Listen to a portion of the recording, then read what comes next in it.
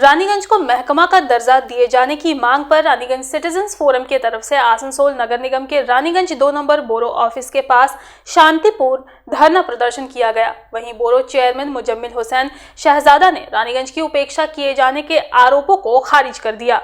Chairman ने जाम की समस्या के लिए व्यवसायियों को जिम्मेदार ठहराते हुए कार्रवाई की चेतावनी दी है।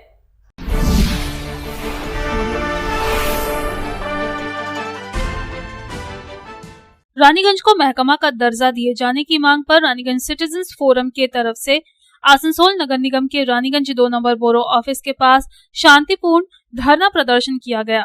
धरना प्रदर्शन में सिर्फ सिटीजन्स फोरम ही नहीं बल्कि रानीगंज चैम्बर ऑफ कॉमर्स समेत कई संगठन, एनजीओ एवं क्लबों के सदस्य शामिल हुए। गुरुवार सुबह 11 बजे से दोपहर 1 बजे तक धरना दिया गया। साथ ही सिटीजन्स फोरम के प्रतिनिधि मंडल ने बोरो चेयरमैन मुजम्मिल हुसैन शहजादा से मुलाकात की तथा मेयर के माध्यम से राज्य की मुख्यमंत्री ममता बनर्जी को ज्ञापन दिया गया।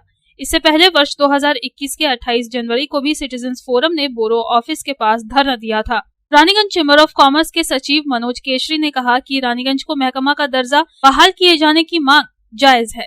सभी का मानना है कि रानीगंज को महकमा का दर्जा प्राप्त होने से लोगों को बेसिक सुविधाएं उपलब्ध होंगी जिसके वे हकदार हैं। उन्होंने कहा कि रानीगंज की आम जनता के साथ जितने भी संगठन और राजनीतिक दल हैं वे भी दिल से चाहते हैं कि रानीगंज को फिर से महकमा बनाया जाए। इससे आम लोगों का भला होगा। मांग क्या है?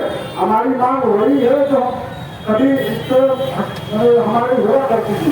रानीगंज सब डिवीजन हुआ करता था 1906 तक, लेकिन किसी कारण से उसको विड्रॉ कर दिया गया है। हम लोग वही मांग कर रहे हैं जो कि बहुत ही जायज मांग है।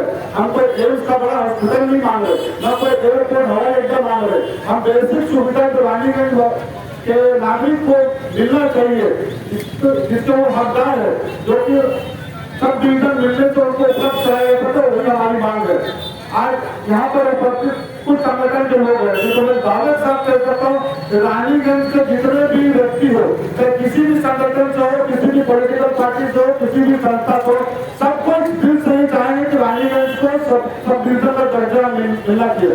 अंततः इससे भला रानीगंज का ही होने वाला होगा। तो इसमें कोई दो मत नहीं होता है। दो मत नहीं है कि हर आदमी चाहेगा रानीगंज को सब डिवीजन का दर्जा मिले। सिटीजन्स फोरम के सदस्यों का तर्क है कि रानीगंज की गिनती पश्चिम बंगाल के अत्यंत प्राचीन म्यूनिसिपल टाउन में होती है। वर्ष 1847 से लेकर 1906 तक रानीगंज को महकमा का दर्जा प्राप्त था, लेकिन इसके बाद रानीगंज से महकमे का दर्जा छिन गया था। बाद में अति प्राचीन रानीगंज नगर पालिका का आसनसोल नगर निगम में विलय कर दिया गया। उन्होंने कहा कि जब पश्चिम बर्धमान के रूप में नए जिले का गठन हुआ था तो उम्मीद बढ़ी थी कि रानीगंज को फिर से महकमे का दर्जा मिलेगा, लेकिन अब तक ये मामला ठंडे बस्ते में पड़ा हुआ है। मौजूदा समय में पश्चिम बर्धमान जिले में आसनसोल और दुर्गापुर के रूप में सिर्फ 2 महकमे हैं। ऐसे में अगर रानीगंज के महकमे के दर्जे को फिर से बहाल कर दिया जाता है तो यहाँ के लोगों को काफी सुविधा होगी। वहीं बोरो चेयरमैन मुजम्मिल हुसैन शहजादा ने विकास के मामले में रानीगंज शहर को वंचित किए जाने के आरोपों पर कड़ा पलटवार किया। उन्होंने कहा कि राज्य में जब वाम मोर्चा की सरकार थी तब रानीगंज शहर की क्या हालत थी और जब रानीगंज नगर पालिका का आसनसोल नगर निगम में विलय हुआ तब से क्या स्थिति है, अंतर साफ नजर आता है। मौजूदा समय में सड़क, बिजली, पानी, लाइट, अस्पताल समेत सभी सुविधाएं लोगों को मिल रही हैं। सीपीएम আমলে এটা পরিষেবা যে কর্পোরেশন হলো সিপিএম এখানে রানীগঞ্জ বোর্ডটা হচ্ছিল, তখন সিপিএম এর নিষ্পত্তি উনি ওনাদের চেয়ারম্যান ছিলেন। আগেকার দেখুন এখন আমাদের যখন কর্পোরেশনে যুক্ত হয়েছে রানীগঞ্জ পৌরসভায় রাস্তাঘাট, লাইট, হাই মাস্ট, হসপিটাল আগে ছিল, এইসব সব তো হয়েছে। তো লাভটা সব পাবে কি পাচ্ছে না। হেলথ সেন্টার করতে হলো, রানীগঞ্জে 8খানা হেলথ সেন্টার হয়েছে ছোট ছোট। बोरो चेयरमैन मुजम्मिल हुसैन शहजादा ने ट्रैफिक जाम की समस्या को लेकर व्यवसायियों को ही सीधे तौर पर जिम्मेदार ठहराते हुए कहा कि जो लोग उनके पास ट्रैफिक जाम की समस्या लेकर आए थे उनकी भी अपनी दुकानें हैं और उन लोगों ने लोडिंग अनलोडिंग करके दिन रात सड़क जाम करके रखा है।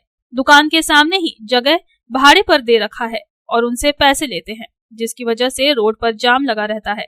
उनकी दुकानों के सामने हमेशा 5 से 10 बाइक खड़ी रहती हैं, जो जाम लगने की वजह बनती हैं। बोरो चेयरमैन ने कड़ी चेतावनी देते हुए कहा कि आसनसोल और कुल्टिम में अतिक्रमण हटाया गया है और जल्द ही अब रानीगंज में भी कार्रवाई होगी, क्योंकि जो लोग ट्रैफिक जाम की समस्या उठा रहे हैं उनकी वजह से ही जाम लग रहा है। वे लोग व्यवसाय कर रहे हैं और जाम हटाने की जिम्मेदारी उनकी है। ওনারা দাবি এখন বললেন, বক্তব্য দিচ্ছেন রাস্তাঘাট জাম, ওনাদের তো দোকান আছে, চেম্বার অফ কমার্স প্রেসিডেন্ট আছে, ওনারা তো লোডিং আনলোডিং করে দিন রাত জাম করে রেখেছে। আর সব যেতগুলো ওনারা এসছেন ওনাদেরও দোকান আছে, আর দোকানের সামনে লোককে ভাড়া দিয়ে ভাড়া খাচ্ছেন ওরা, জাম ওই জন্য লাগছে, ওনাদের জন্য লাগছে।